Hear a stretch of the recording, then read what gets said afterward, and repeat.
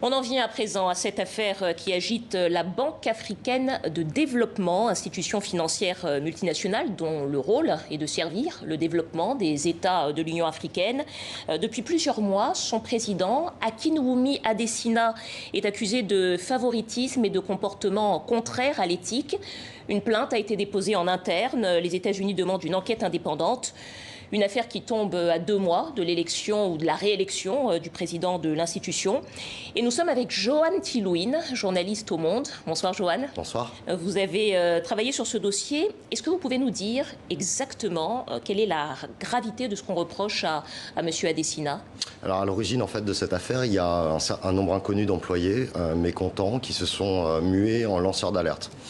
Et en fait, ils se présentent comme un groupe de membres du personnel indignés, mécontents, et ils ont transmis le 19 janvier une plainte au Bureau de l'intégrité et de la lutte contre la corruption de la Banque africaine de développement.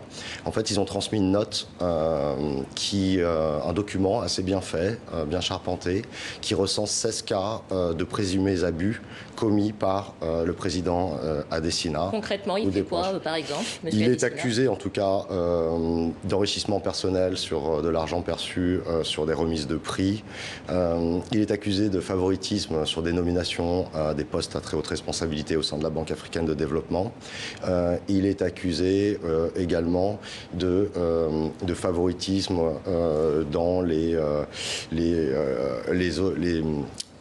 dans la manière dont dont la BAD a octroyé des contrats en fait à des sociétés qui étaient sous-traitantes pour la BAD.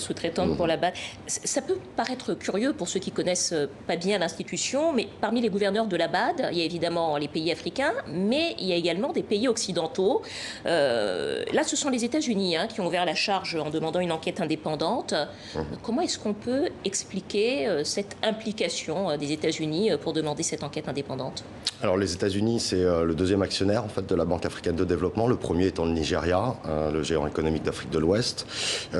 Les États-Unis, ils ont effectivement, du coup, ils ont leur mot à dire en tant qu'actionnaire, bien évidemment. Pardonnez-moi, peut-être juste pour préciser vraiment les choses, c'est-à-dire qu'au conseil d'administration de la BAD, il y a les actionnaires et les actionnaires ne sont pas tous africains.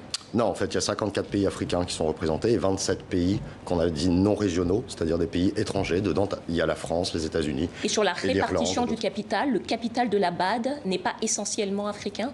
Non, le Nigeria étant le premier actionnaire, les États-Unis sont le deuxième. Donc, gros actionnaire de la BAD. Ouais, et le premier actionnaire non régional. Donc, en fait, les États-Unis, ils ont pris cette affaire, cette dénonciation des lanceurs d'alerte très au sérieux et en fait, ils n'ont pas accepté les conclusions du rapport rendu fin avril par le comité d'éthique. Ce rapport disculpe très clairement le président Adesina.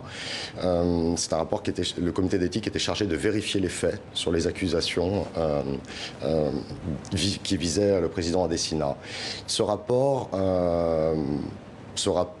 il n'a pas été accepté donc par les États-Unis qui réclament une enquête indépendante, ce qui est plutôt assez mal perçu par une partie à la fois des chefs d'État africains et y compris au sein de la BAD. Voilà. Alors, bon, tout le monde connaît, en tout cas, tout le monde reconnaît la qualité de la gestion économique de M. Adesina. Personne ne lui conteste actuellement. C'est pas non plus la première fois qu'un président d'une institution multinationale ou internationale est critiqué pour sa gouvernance. Comment est-ce qu'on peut expliquer cette affaire? Est-ce qu'il y a aussi, c'est une question que beaucoup se posent, une lutte d'influence à l'intérieur de cette institution? Alors la BAD, comme la plupart des institutions internationales multilatérales, c'est un lieu de pouvoir, c'est un lieu d'influence dans lequel on est rarement actionnaire par philanthropie. Donc effectivement, c'est possible qu'il y ait des luttes de pouvoir en ce moment. On peut reprendre le président Adesina, dans un de ses textes, il dit que la plainte des lanceurs d'alerte, ce n'est pas une plainte qui est pure, chimiquement pure. Il dit qu'elle a des motivations inavouées et sans doute inavouables. Grosso modo, il a également publiquement pointé du doigt l'administrateur américain de la BAD. Ce monsieur, donc monsieur Dowd, est un proche de Donald Trump, du président américain, et c'est également un proche du patron de la Banque mondiale, monsieur Malpass. Monsieur Malpass avait en février critiqué ouvertement la gestion de la BAD, mais aussi d'autres banques de développement européennes et asiatiques. Et ça avait été très mal perçu par le président Adesina, puisque ce monsieur Malpass expliquait que, enfin pensait en tout cas, à exprimer que la BAD prêtait trop facilement de l'argent et contribuait à l'aggravation de l'endettement des États. Ça a été très très mal perçu. Ça a créé... Donc cette enquête-là, cette demande d'enquête de la part des États-Unis a provoqué quand même pas mal de réactions. En tout cas, du côté africain, on voit qu'il y a une envie d'unité africaine contre cette initiative. Oui, et on a vu qu'il y a eu des prises de parole, y compris donc assez fortes au Nigeria, avec la ministre des Finances, des ministres des Finances du Nigeria pour défendre M. Adesina. Pour défendre M. Adesina. Il y a l'ancien président Nigeria, M. Olusegun Obasanjo, qui a également appelé 12 anciens chefs d'État à soutenir M. Adesina et à s'indigner contre une sorte de ce qu'il perçoit comme une ingérence, en tout cas, et une désafricanisation de la BAD. Alors, une désafricanisation de la BAD, dites-vous, en tout cas, disent-ils. Dernière question, Joanne, en quelques mots. L'élection à la présidence de la BAD, c'est au mois d'août. Monsieur Adesina, pour l'instant, est le seul candidat. Il brigue un deuxième mandat. En quelques mots, est-ce qu'on peut dire, à votre avis, que sa réélection est compromise ? Il me semble que c'est trop tôt. C'est le seul candidat à sa propre élection. Donc il va briguer un second mandat. On voit que cette affaire a resserré le soutien, en tout cas au sein des grandes personnalités africaines et des chefs d'État africains, autour de sa candidature, autour de son bilan, qui, il faut le dire, est très bon. Du coup, il a un vrai soutien au sein du continent africain. Et je pense que c'est ce qui compte pour M. Adesina.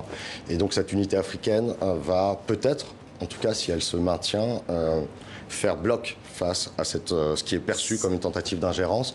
C'est l'enjeu en tout cas. C'est l'enjeu, oui. Merci beaucoup Joanne Silouine, journaliste au Monde. Merci à vous d'être venu nous donner ces précisions.